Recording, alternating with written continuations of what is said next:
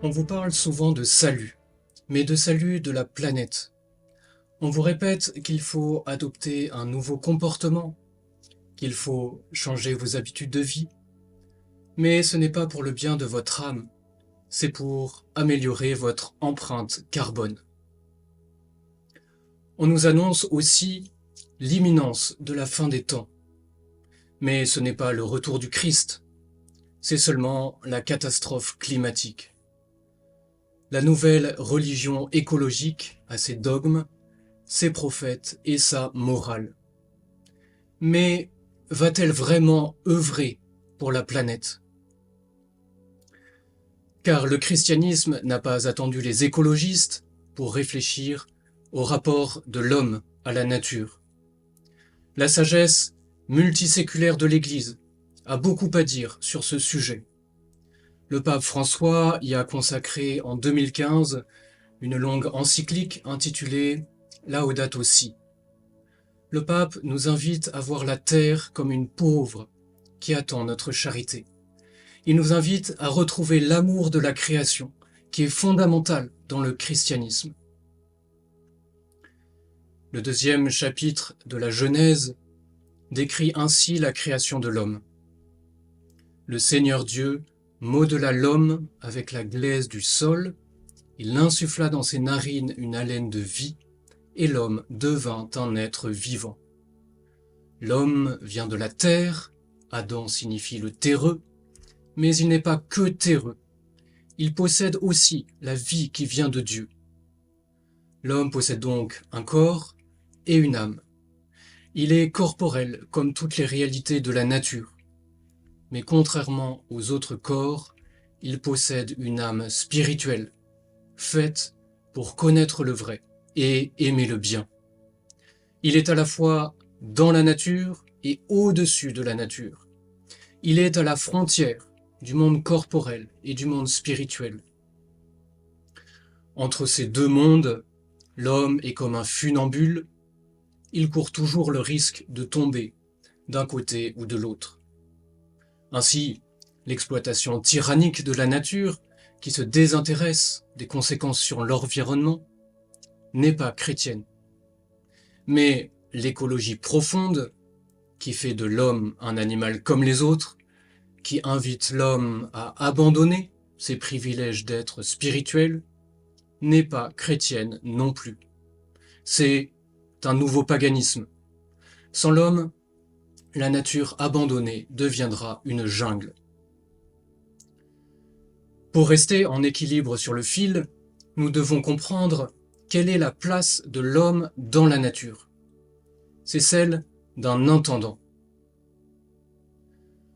Au premier chapitre de la Genèse, Dieu dit « Faisons l'homme à notre image, comme notre ressemblance, et qu'il domine sur les poissons de la mer, les oiseaux du ciel, les bestiaux et les bêtes sauvages. »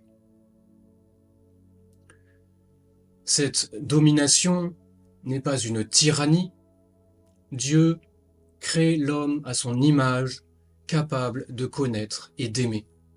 Avec ses capacités, l'homme peut devenir un bon gestionnaire. Plus loin dans la Genèse, Dieu invite l'homme à cultiver et garder le jardin du monde. C'est donc un soin attentif, le soin d'un intendant. Dieu est le propriétaire de la création, l'homme n'en est que l'intendant. Saint Thomas d'Aquin, le grand théologien dominicain, explique que la diversité des créatures a pour but de représenter la bonté divine, qui est tellement riche qu'elle ne peut pas être représentée par une seule créature. La diversité de la nature est donc voulue par Dieu pour le représenter un peu mieux. Mais l'homme y possède une place à part. Puisqu'il est à l'image de Dieu, il a la charge de mener la nature vers Dieu. Rien que ça. À la fin des temps, l'univers entier sera transfiguré. Ce ne sera pas malgré l'homme, mais grâce à l'homme, dans la mesure où il aura pris soin de la création, où il aura été un intendant fidèle. Saint François d'Assise est un bon exemple de ce soin. Il a été proclamé par Jean-Paul II patron de ceux qui font la promotion de l'écologie. et le pape François a repris ce patronage. Saint François d'Assise prêchait à toute la création. Dans un fameux épisode, il va prêcher à un loup féroce, à Gubbio, et il l'amène à se repentir.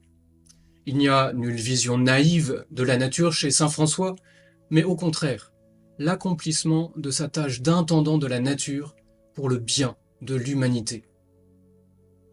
Ce n'est donc pas le christianisme qui est à l'origine des problèmes climatiques, ce n'est pas non plus René Descartes qui invite l'homme à devenir comme maître et possesseur de la nature, ce n'est pas non plus le progrès de la révolution industrielle, c'est le cœur de l'homme, son avidité et sa démesure. Dans la Genèse, l'homme est créé heureux dans un beau jardin. Mais subitement, tout se déchire à cause du péché. Le péché détruit les trois harmonies de la création, l'harmonie entre Dieu et l'homme, puisque l'homme s'éloigne de Dieu, l'harmonie dans l'homme lui-même, qui est maintenant divisé, et l'harmonie entre l'homme et la nature. Après le péché, l'homme n'est plus le bon intendant qu'il devrait être. Et la cause en est claire, c'est son choix du mal. Désormais, l'homme choisira souvent son propre bien-être au détriment de celui des autres. Il amassera des biens au-delà de ses besoins, quitte à en priver les autres. Il exploitera souvent tout ce qu'il peut exploiter sans vergogne. Il n'y a pas d'autre coupable aux désastres environnementaux. La société de consommation produit et jette, alors que les siècles passés étaient attentifs aux œuvres qui durent. Voilà pourquoi la solution écologique ne peut pas se cantonner à de petites recettes. L'écologie doit être intégrale et elle exige la conversion de notre cœur. Le premier geste écologique demandé par Dieu dans l'Ancien Testament, c'est le commandement du sabbat. Sanctifier le jour du Seigneur, qui est maintenant le dimanche, c'est rendre hommage à Dieu, respecter le rythme de l'homme et de la nature. Dans son encyclique Laudato Si, le pape François nous exhorte à une approche intégrale pour combattre la pauvreté, pour rendre la dignité aux exclus et simultanément pour préserver la nature. Ces trois domaines vont ensemble. Le carême est une bonne période pour faire le point sur notre vie dans tous ces domaines. Il comprend 3 axes d'effort, le partage avec les autres, la prière envers Dieu et le jeûne. Dans le jeûne, n'est-ce pas aussi notre rapport à la nature qui est en jeu? L'écologie est la nouvelle grande peur des bien-pensants, mais la foi chrétienne ne nous invite pas à la peur, elle nous invite à l'action et à l'espérance. Que faisons-nous de ce que nous avons reçu? Nous avons reçu de Dieu la création, mais nous avons aussi reçu de nos ancêtres une manière de l'habiter. Ils nous ont appris à cultiver la beauté de nos paysages, à respecter le rythme de la croissance, à connaître chaque espèce dans sa particularité. Le rapport à la nature est l'un des piliers de notre humanité et du christianisme. C'est donc l'avenir de toute notre civilisation qui est en jeu. Que bâtissons-nous pour l'avenir? Que transmettons-nous aux générations futures? Les frères dominicains qui nous parlent cette semaine sont membres des couvents de Bordeaux, Toulouse et Marseille, 3 couvents de la province dominicaine de Toulouse.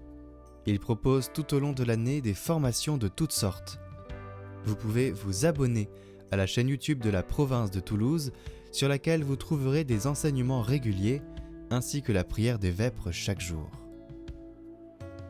Pour les étudiants, le groupe Mission vous propose, à Bordeaux et Marseille, des conférences adaptées aux étudiants et jeunes professionnels. Vous trouverez les liens en description. Depuis plus de 800 ans, les dominicains œuvrent à évangéliser dans le monde entier le nom de Jésus par la parole et par l'exemple. Leur vie est centrée sur la prière liturgique, la vie commune, l'étude, au service de l'annonce de l'Évangile. Le responsable des vocations vous propose de recevoir les propositions de découverte de la vie dominicaine par l'inscription à une newsletter qui est aussi en lien.